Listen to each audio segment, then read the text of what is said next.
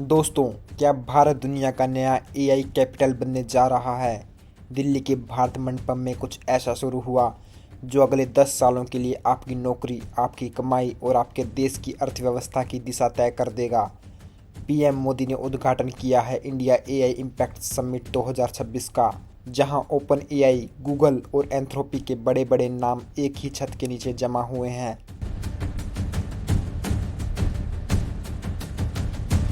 लेकिन ये सिर्फ एक मीटिंग नहीं, ये भारत के अगले 50 सालों का डिजिटल कॉन्स्टिट्यूशन है।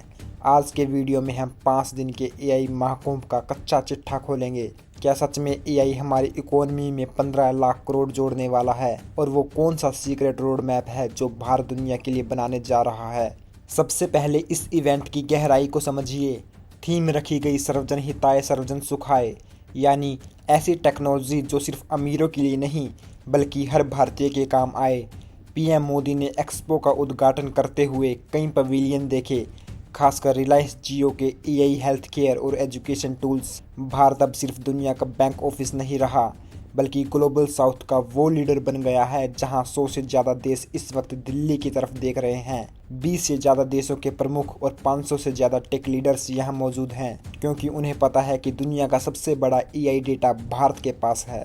समिट की शुरुआत उन नॉलेज कंपेंडियम्स के साथ हुई जो ये बताएंगे कि कैसे एआई एक किसान की फसल बचाएगा या एक सरकारी स्कूल के बच्चे को वर्ल्ड क्लास एजुकेशन देगा। बीच के पड़ाव में फोकस होगा हेल्थ और रिसर्च पर। IIIT हैदराबाद जैसे संस्थान ऐसे एआई मॉडल्स ला रहे हैं जो शायद डॉक्टर से भी पहले बीमारी पकड़ लें। कफिंग वाला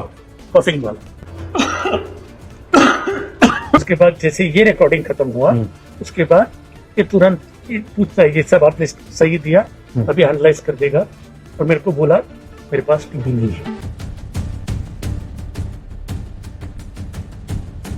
सबसे बड़ा दिन 19 फरवरी को कैलेंडर पर मार्क कर लीजिए। इसी दिन पीएम मोदी और दुनिया के सबसे शक्तिशाली सीईओज एक बंद कमरे में बैठेंगे।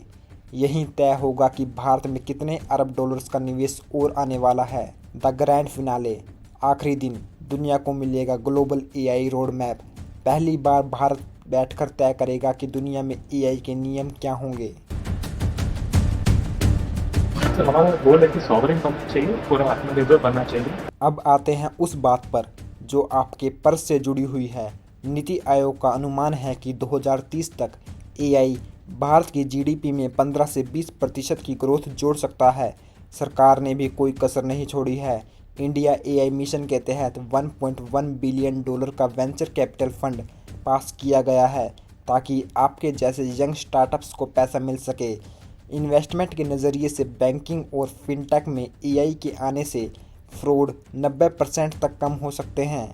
अगर आप इन्वेस्टर हैं तो एआई इंफ्रास्ट्रक्चर और डेटा सेंटर वाली कंपनियों पर नज़र रखना शुरू कर दीजिए।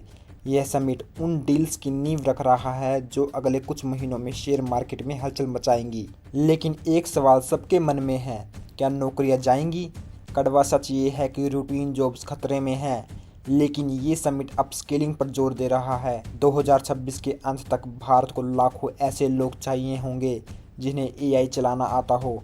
भविष्यवाणी साफ है, भारत अब सिर्फ एआई यूज़र नहीं बल्कि एआई पावर हाउस बनने की राह पर है। 19 फरवरी का पीएम मोदी का संबोधन इस पर फाइनल मुहर लगा देगा।